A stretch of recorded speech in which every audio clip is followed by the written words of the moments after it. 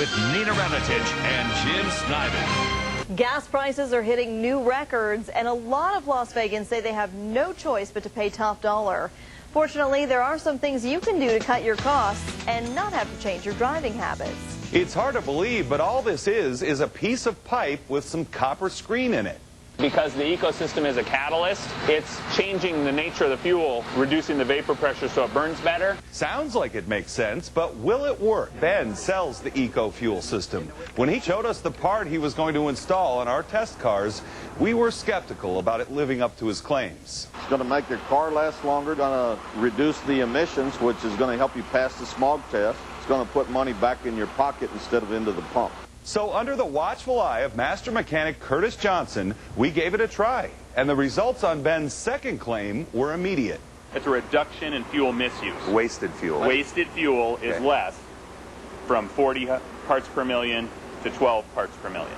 That's less pollution in the air we all breathe, and it's great for the environment.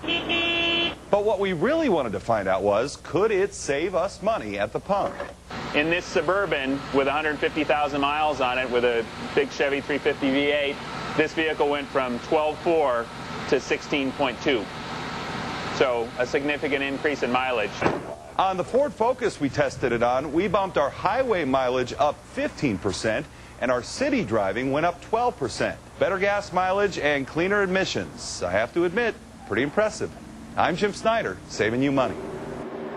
Driving the roads has been a challenge. Having the right tire pressure on your tires can make the difference. Overfilled tire only hits in the center, doesn't use the full tire. Kurtis Johnson, who owns Precision Tune Auto Care, tells us that having your tires at the right pressure can keep you safer when driving on wet roads. As tires get more worn, the grooves that channel water away from the center of the tire wear down, causing you to hydroplane. Getting the perfect tire pressure is the key. If it has too much air, just the center of the tire hits the road and you have no traction. But if it has too little air, just the outside edges hit the road and you have no traction. So tire inflation is critical to proper wet weather driving. Now, Johnson says 6 out of every 10 cars he sees have tires that are underinflated, while just 1 in 20 are overinflated. To find out your car's specifics, check the owner's manual. This is News 3 Nightside with Nina Ramitich and Jim Snyder. I'm Nina Ramitich. Tonight on Nightside, if you thought gas prices were sky high, wait until you learn the cost of keeping cool this summer. Tonight, the Saving You Money team uncovers the reason why your car's air conditioning may drain your pocketbook in the next few months.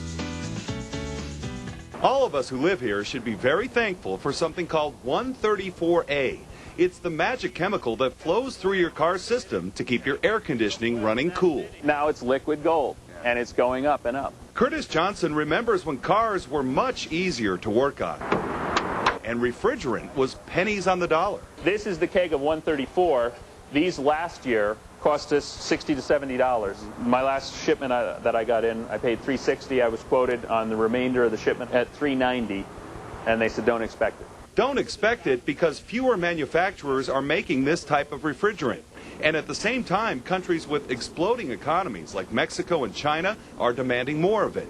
Do you have people who say, what are you talking about? Yeah, no, it's crazy. Yeah. And the cost of the service, because we've added additional equipment to be able to take care of protecting our customer from the quality of gas, being able to protect ourselves from hazardous flammable refrigerant. Kurtis and industry insiders tell us consumers should be wary of cheap imitations.